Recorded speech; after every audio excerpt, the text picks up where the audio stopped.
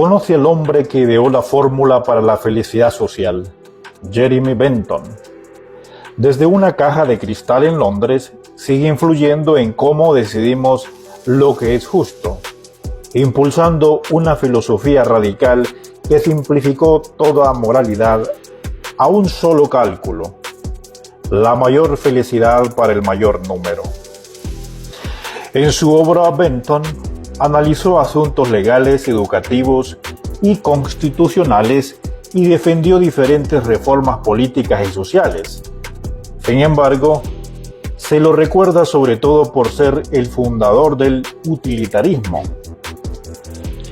Jeremy Bentham nació en Londres, hijo de un rico abogado.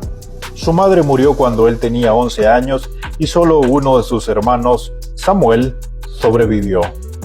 Bajo la tutela de su madre, su infancia estuvo dominada por un estricto régimen educativo. Aprendió latín y griego a muy temprana edad y fue aceptado como estudiante en la Universidad de Oxford con solo 12 años. Llegó allí con 60 libros, de los cuales solo 12 estaban en inglés. La mayoría eran textos clásicos. El padre de Bentham quería que su hijo fuera abogado como él, y el joven accedió a sus deseos hasta cierto punto. Se graduó y en 1769 fue convocado por el Colegio de Abogados, pero no llegó a ejercer, pues estaba cada vez más interesado en examinar los principios del derecho, en parte como resultado de sus estudios extracurriculares en Oxford, pues allí Bentham desarrolló un gran interés por los experimentos de química, que cimentaron su habilidad para el análisis. El padre de Bentham quedó muy decepcionado por la negativa de su hijo a seguir una carrera más convencional y provechosa, por lo que recortó su asignación económica. Esto tuvo consecuencias desafortunadas.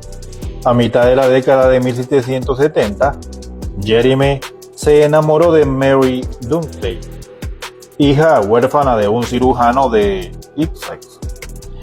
La pareja deseaba casarse, pero el padre de Bentham bloqueó sus planes al negarse a aumentar la asignación de Jeremy si no buscaba un empleo más seguro.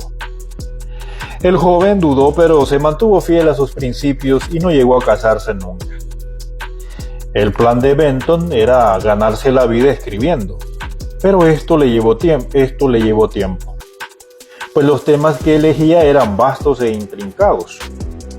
Para retrasar las cosas aún más, solía tener esos proyectos para escribir panfletos sobre temas de actualidad o digresiones altamente especializadas.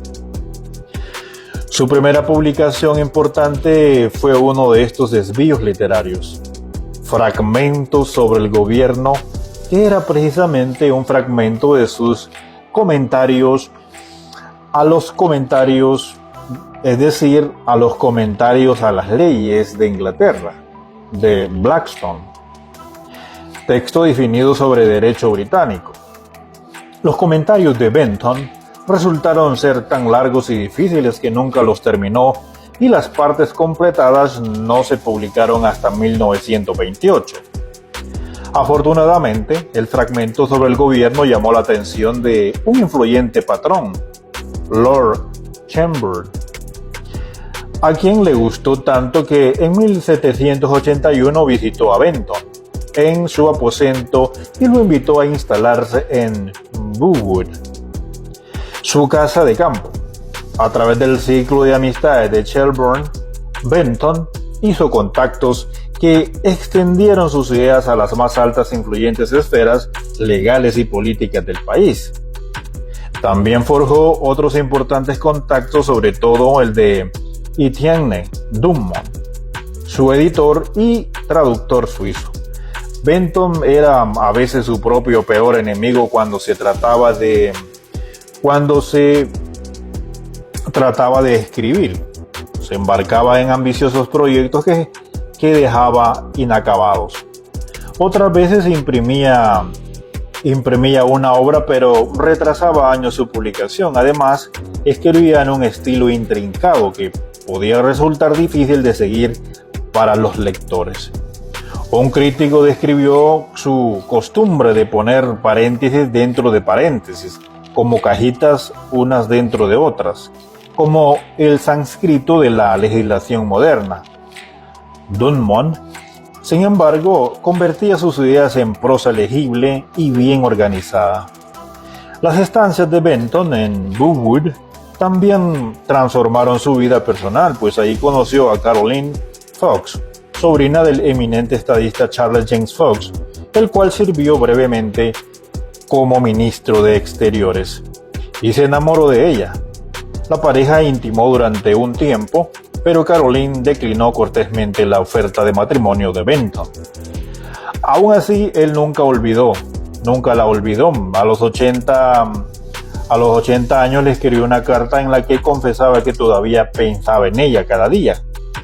En realidad, el amigo más íntimo de Benton fue su propio hermano, Samuel, que estudió arquitectura naval y fue un brillante ingeniero y polímata que a los 23 años viajó al Mar Negro, en Rusia, para buscar fortuna y terminó por convertirse en el administrador de las propiedades del príncipe Potemkin y un influyente estadista y uno de los favoritos de la emperatriz rusa Catalina la Grande.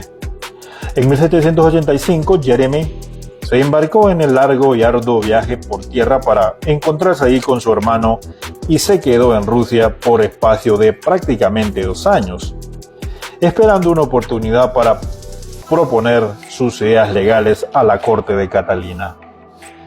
Esa oportunidad nunca llegó a presentarse, pero durante su estancia allí un dibujo de Samuel le dio la idea para uno de sus proyectos, el panóptico.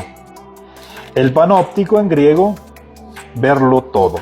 Consistía en un edificio circular, un punto de observación central diseñado para permitir que un solo supervisor vigilase las actividades de toda la estructura.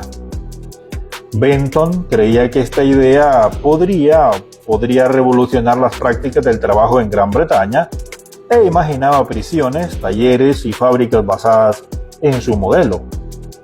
Benton persuadió al gobierno para que construyera una prisión según su modelo en Millbank, Londres, pero el proyecto sufrió varios retrasos y finalmente fue abandonado. Benton recibió una generosa compensación por sus esfuerzos, aunque nada pudo compensarle los 20 años que había dedicado a la idea. El destino del panóptico es una muestra del destino que corrieron generalmente los distintos proyectos ideados por Benton. Trazaba planes meticulosamente detallados de nuevos sistemas legales y constitucionales, pero después le resultaba difícil llevarlos a la práctica.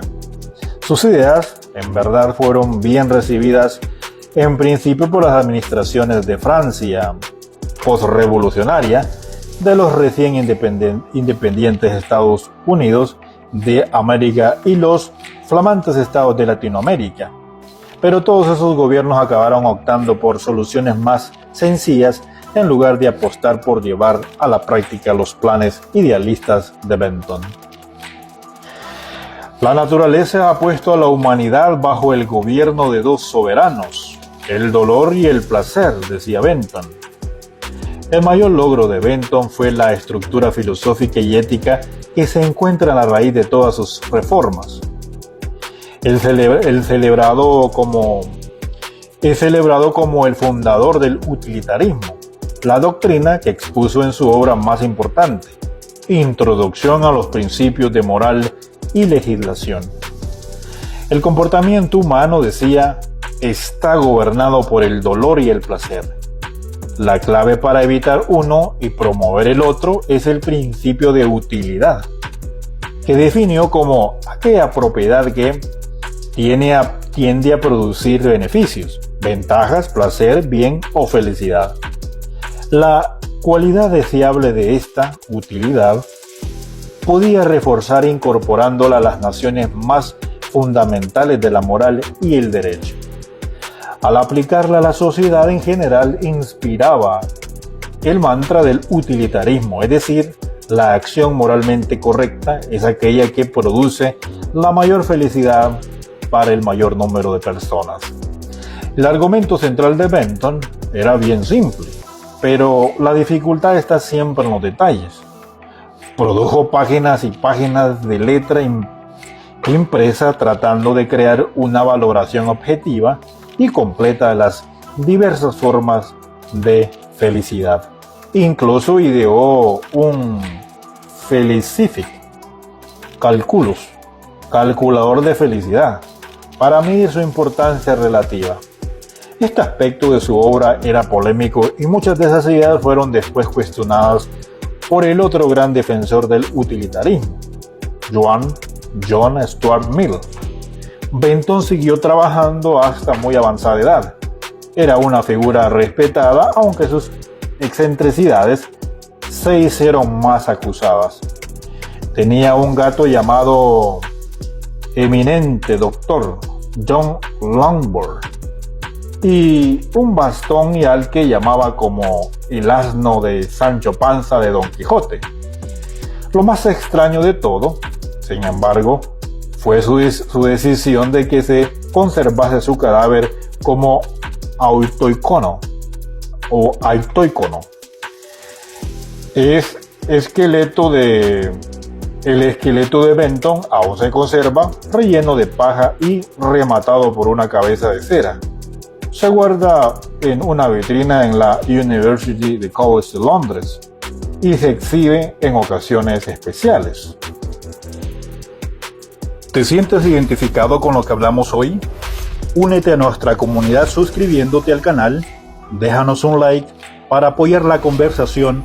Me encantaría leer tu opinión, así que comenta tu experiencia aquí abajo y si crees que este mensaje debe llegar a más personas, compártelo.